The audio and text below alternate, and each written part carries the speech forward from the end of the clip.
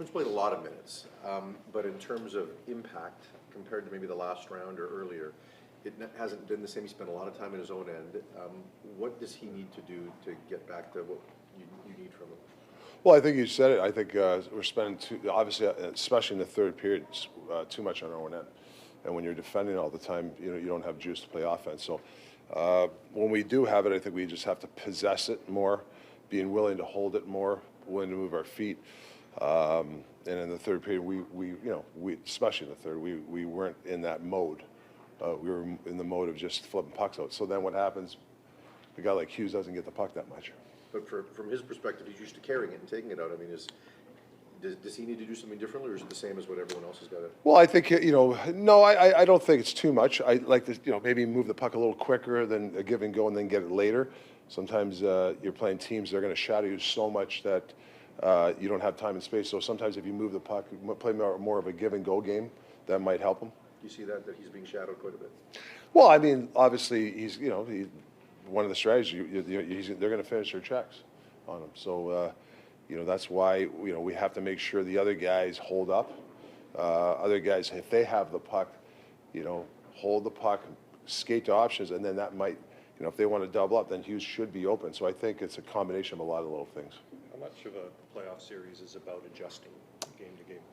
Yeah, I think it's important. I think the coaches, that's why you see coaches after games talk about adjustments. Obviously, we have to adjust a little bit more in D-zone coverage. And it's not so much for me adjusting on positions or system.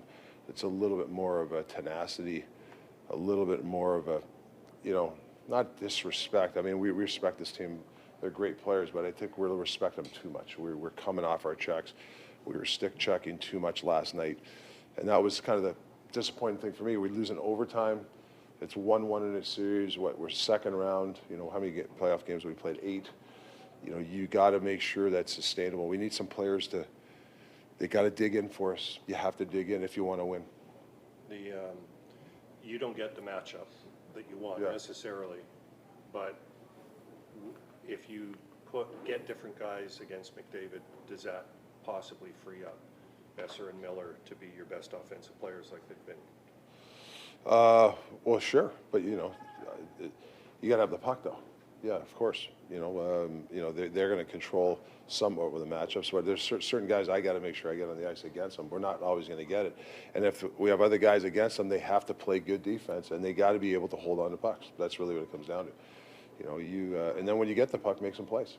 Are there times like last night? I mean, that looked to be about as good as McDavid could be, and Draisaitl as well. But are there times, do you think, when they're going like that, defending players are so terrified of getting beaten or whatever that they just kind of collapse and let them have space? Well, that's experience. I think there's 2-3 shifts where, no disrespect to McDavid and Draisaitl, they were unreal, that they were all in on one play. We make one pass, we have a 4-on-2, and we don't execute twice. And then we had an opportunity on a 4-on-3 to make a play against a tired defense. They were tired, and we don't execute. That's 3 plays. If you give McDavid and Draisaitl a 4-on-2, or you give them a 4-on-3, they're going to make you pay. We have to have the same attitude. Obviously, we don't have the talent level of those 2 guys, but I still think we have to have the, I guess, just that willingness to like. Don't play. It's not playing scared. We're not scared. It's just being able to make a play under pressure. It's there. We just got to make these plays.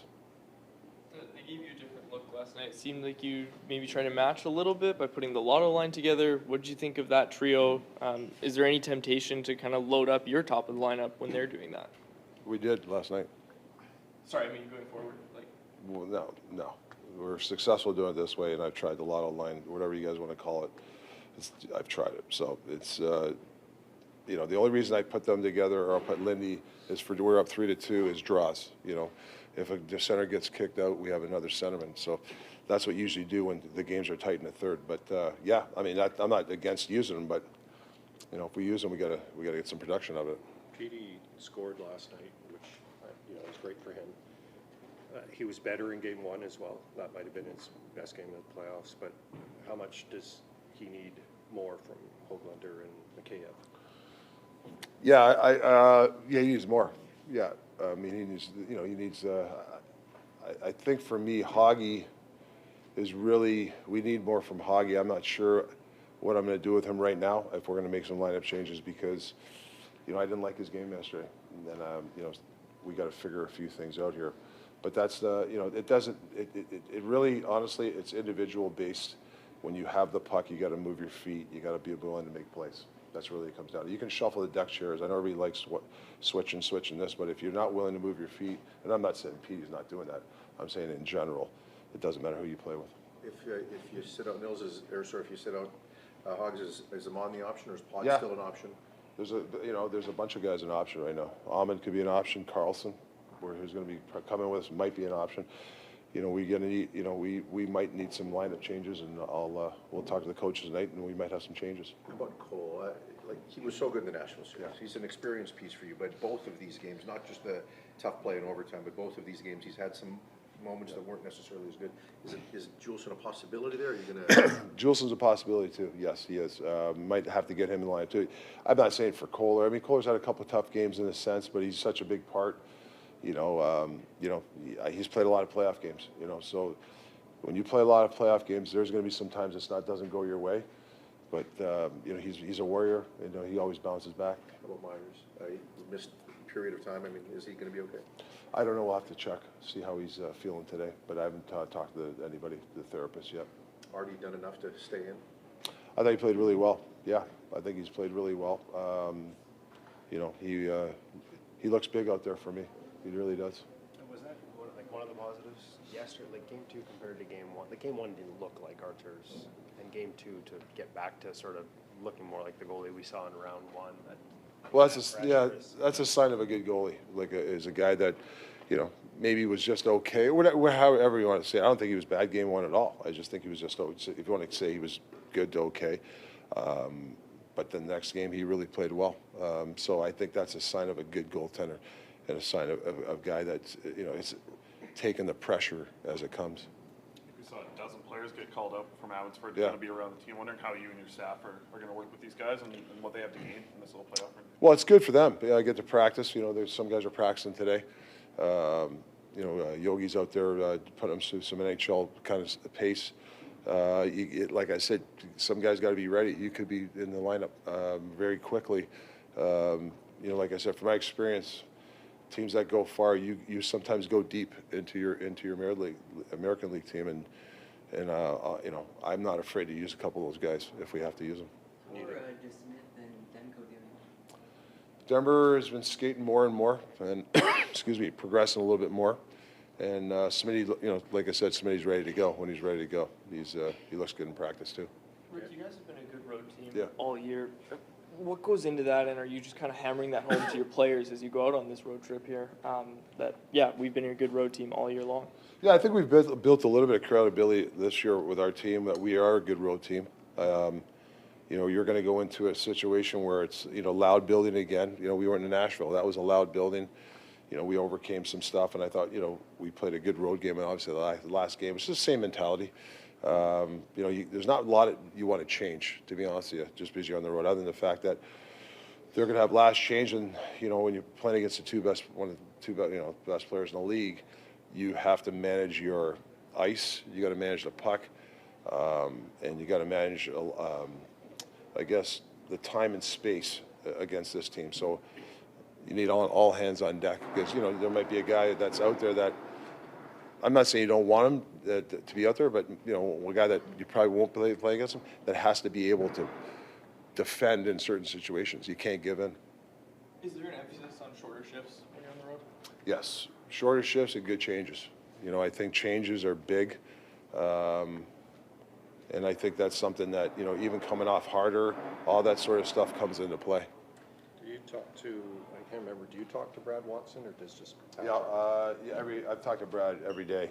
Not every day, every game day. Did you talk to him about some of the things that you I'll didn't talk like to him last night? tomorrow. We'll talk. You do a game day, and he's been excellent. I remember him repping against me, and I think his communication is outstanding. Did you go back and look some more at some of those things? Yeah, I'm not going to nitpick with the hook and holds and stuff. I don't care about that. So I mean, obviously the slew foots and the stick. I mean, there's 4 or 5 stuff that you that you'd like to see, but like I said, I'm not going to complain about the refs. And then if they don't see it, they don't see it. I don't know what they're seeing. If they don't see it, they don't see it. What am I going to argue with the guy? So we'll see how that goes. I just definitely there's 2 slew foots on Kane, and those can't be missed. Was the one on Hughes and one on Zadorov? Or? Yeah, they're You guys, I don't know that McDavid or Draisaitl could dominate more than they did in the third period last night. And, it was pretty tilted at that point, and yet the game goes into overtime. Is there something to be taken from that? Well, yes, both ways, where you could say, man, we're there, right there, maybe we get the lucky bounce for an overtime. But we're here. We're so close that, you can't give in. I thought the third period we just backed off, completely backed off, uncharacteristic on some players. I thought we stick checked. That's the disappointing for me, is that when you're that close, you have to find it inside you. There's more in there, and we got to find it. And I thought in the third, I don't think we gave in. I just think we played it too safe. Go Canucks, go. We're just incredibly happy to have him. Kind of a jerk of a guy, but.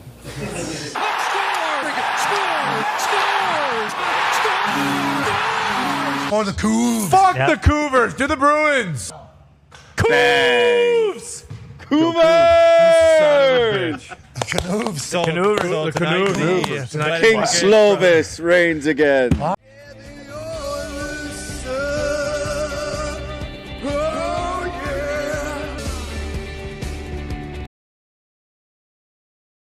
Vancouver.